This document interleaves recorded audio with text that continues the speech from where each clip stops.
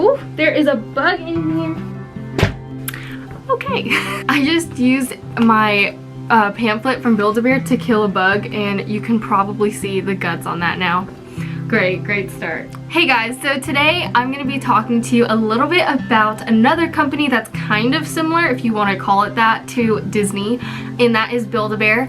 And I actually worked at Build-A-Bear for a month when I was kind of in this like limbo state with Disney. I got accepted into the Disney college program, and then in August I moved down and went to the college program, and then I ended up terming. Technically when you're termed, it says there's like a rule that says you're not allowed to work for the company for I think at least 6 months. During that limbo time, I moved to Build-A-Bear to work for a little bit, and then after I got re-accepted back into Disney, for some reason there wasn't a hold on my account. They said I was fine to go back to work for them, so I'm not even gonna question it. I called HR and that's what they said. I'm not doing anything illegal here. So here's my experience in telling you kind of like what to expect and what the difference was between working Build-A-Bear and the Disney store, because they were significantly different. So with that, let's get into the video.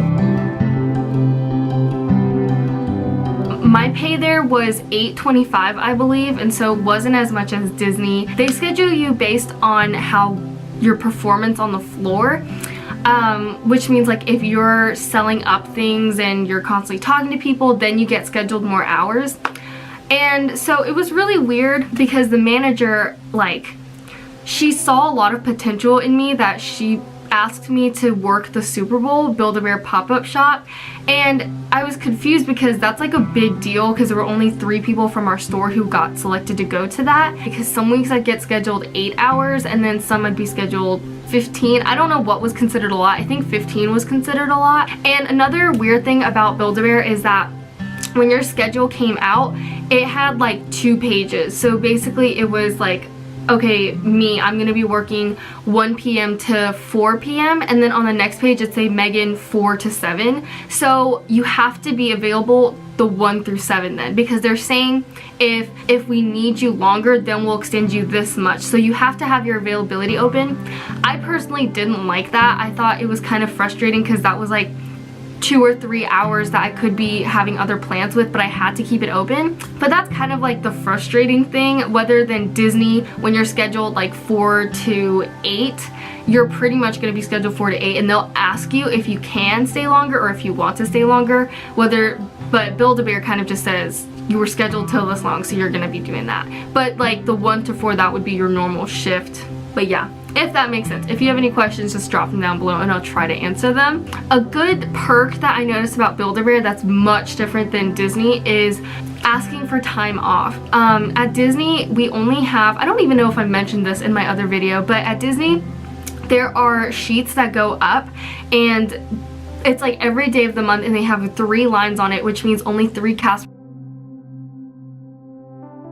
members can request those days off, like at max, because I guess they need people, and you can only request 1 weekend off a month, and it is so frustrating. That is probably the worst part about working at the Disney store. I mean, obviously there's many perks about working there, but that is just something that's so frustrating because, you know, it's like a competition. Like right when the schedule comes up, you have to be on it, and it's like you're not there all the time, so you don't really know when it's gonna go up, and then by the time you get in, someone else already filled it up, and it's really complicated. But Build-A-Bear is very, you know, you're gonna get the time off. If you ask for time off, then they told me straight up, like, I'll always get approved to get time off. Build-A-Bear, the only thing that you had to talk up was really these bear cards, and I think it was like if every $10 you spent, it was like a $5 bear gift card or something. Or it was like a $10 bear gift card for 20, I don't know, something like that. But basically you had to talk those up, and that was the only thing that you had to sell up at the box office. At the register, box office is the Disney store, but at the Disney store you have to be talking up Disney Visa cards, the reusable bags, the talk up promotion items that are like $12 towels with any purchase. There's so much going on, but Build-A-Bear, you only have to focus on the little cards that were going on. You can apply for Build-A-Bear, and I can work like 1 time every 4 weeks or something like that, and you get to stay in their system. I think they said that one girl, she only works in the summertime, but like, and then when she comes home for winter break and stuff, then she can pick up shifts.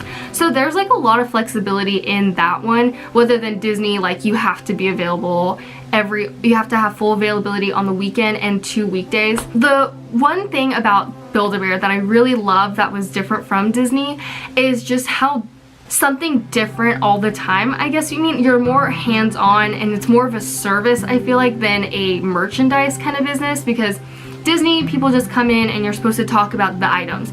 And Build-A-Bear was more interesting of like, when the kids come in, you get to be more interactive and get to know them in a way, like seeing their process and how they work things out by like everything from the beginning, from picking the skins, finding what sound they want to do, and then stuffing it. You have to be really creative, like rub it on your head so it becomes smart as you, rub it on your back so you know it always has its back, something like that. Like, it was really creative to do, and I loved the stuffing machine. I thought it was so fun.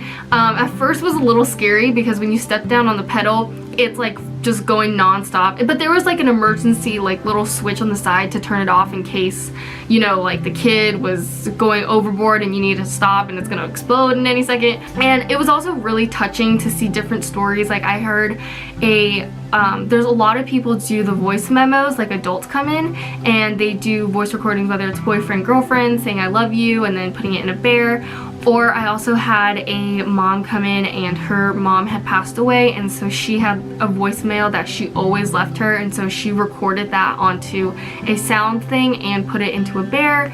I could go on about these stories, but it was really sweet to see what people could make out of this experience. So that's something that I liked about Build-A-Bear, was just how more personal it was and more things you could be doing. You probably know in my Disney video that I talked about shipment, and our process there is in the morning early before the store opens. Build-A-Bear in my area is not very big, so it could be different from really big areas. Anyways, so we would have it in the store. I loved doing shipment during the day at Build-A-Bear. I think that was pretty cool. The only downside was that I was the only one with all these hundreds of boxes, and their back room was very confusing with all the tubs, and it was a little bit less structured, I feel like, in our area. Oh, I'll tell you a little drama at Build-A-Bear. So Build-A-Bear has parties, which Disney does not do, and you can ask to be like a party, I don't even know what they call it, like it's just the party person who, whenever there's birthday parties or events, is that you get to lead it.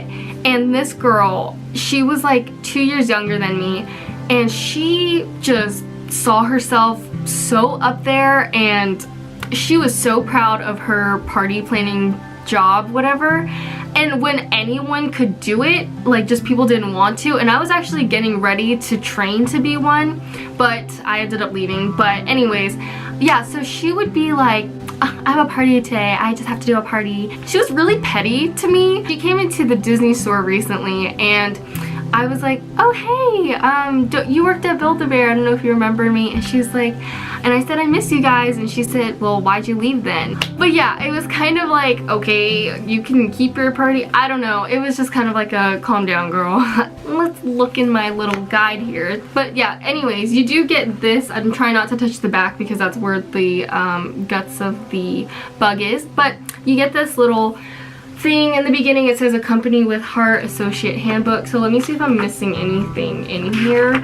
Oh, that was another thing. It was a 15-minute paid break, and at Disney you're not allowed really to take breaks. I don't know if that's for every store, but I know our manager at our store kind of like doesn't think you need a break. Disney, you get paid every week, and Build-A-Bear was every 2 weeks, and it was just not fun looking forward to that paycheck because the paychecks weren't even that big. You have to kind of provide your own uniform. It was black pants, black shoes, black belt, and a white shirt, and they provided the apron, but I had to go out and buy that stuff, and Disney provides you your own costume, so that was a little like different. Okay, so the discount was 30% off on merchandise, so that was that. Let me show you. I worked there in, I think, December, and so they do seasonal gifts too. I think every company does that. I didn't know that. I thought it was just a Disney thing, but let me go get it really quick. This was our company gift from Build-A-Bear. It is one of their like really popular Build-A-Bears in their shop. I don't remember her name, like Twinkle Fairy or something. But yeah, this was it. It's pretty good size. If this is the size of my hand, that's how big it is. But yeah, don't really know what I'm gonna be doing with this. I have it in the other room right now, kind of like the storage room, because I don't really need it. Yeah, you do get that company gift, which is kind of cool. But yeah, if you guys have any questions, just leave them down below and I'll make sure to get back to them as soon as I can. I hope all of this answered your questions and maybe gave you perspective, like I said. And with that, I will see you guys in the next video. Bye!